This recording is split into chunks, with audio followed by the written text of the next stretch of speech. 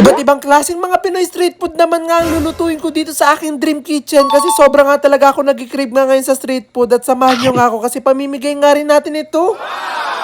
At dahil gagawa nga tayo ng iba't ibang klaseng mga street food, kaya dali-dali ko na nga kinuha itong napakarami nga nating mga patatas. At sakto-sakto nga meron nga akong biniling gawaan nga nitong potato tornado, kaya sinabi ko nga na isasama ko nga ito sa mga lulutuin kong street food. Sobrang nga kasi ako natuwa at nasarapan nga nung nakatikim nga ako nitong potato tornado, kaya sinabi ko na gusto ko nga rin gumawa ng ganito. At pagkatapos nga natin gawin ganito nga yung patatas, kailangan natin siyang ilagay sa tubig na may yelo para nga mamaya kapag binrito siya, talagang sobrang crunchy niya. At ito namang ibang mga lulutuin nating street food nga inasikaso ko, katulad nga nitong mga kikiam, hotdog at itong fishball. Magluluto nga rin ako ng banana Q, kaya bumili nga rin ako nitong napakaraming mga saging na saba. At meron nga rin tayo dito mga penoy nga na itlog at talagang sobrang excited ko sa gagawin ko nga dito kasi ito nga talaga yung pinaka-favorite ko. At dahil isa-isa ko na nga na-prepare nga itong mga lulutuin nga natin ng mga street food, kaya naman uumpisan ko na nga itong lutuin. Inumpisan ko na nga ilagay nga itong oily nga natin na mantika para nga talaga makapagprito na nga tayo. Itong potato tornado nga muna ang una ko nga niluto kasi ito nga talagang isa sa mga madaling lutuin. Hindi nga po ako sigurado kung kasama nga sa Pinoy street food nga itong potato tornado, pero lagi ko nga itong nakikita kapag nga bumibili ako ng mga street food. Maya-maya nga lang din naluto ko na nga lahat nga itong mga potato tornado nga natin, kaya sinunod ko na nga iluto itong mga saging nga nating nasaba. Gagawin nga kasi natin itong banana Q, kaya nilagyan ko na nga rin ng asukal nga itong pinakamantika nga natin para magkapitan nga sila dito sa ating pinakasaging nasaba. At maya-maya nga lang din ganyan na nga yung itsura niya, dumidikit na nga dito nga yung mga asukal, kaya agad-agad ko na nga itong pinag-aahon. At pagkaluto nga na ito, talaga sobrang akong takam na takam sa naging itsura niya. At pinalitan nga lang namin yung mantika, tapos sinunod na nga namin iprito nga itong mga hotdog natin. Hindi na nga kasi natin pwede pagprituhan nga yung pinaglutuan nga natin ng banana Q kasi baka magkaroon nga ng asukal yung mga susunod nating ipiprito. Mabilis ko na nga rin naprito nga itong mga kikiam nga natin at naprito ko na nga rin nga yung mga siomay. At talagang binibilisan ko na nga yung pagluluto ko nga dito para makaabot nga tayo sa merienda at makapagmerienda nga yung mga pagbibigyan natin. Sinunod ko na nga rin ang iluluto nga itong pinaka-favorite ko nga na street food nga sa lahat, itong ang tok nene. Sobrang sarap nga kasi talaga nitong tok nene kapag sinamahan mo siya ng sibuyas, ng pipino, ng suka, ng sili, ng paminta. Ay, ang sarap talaga.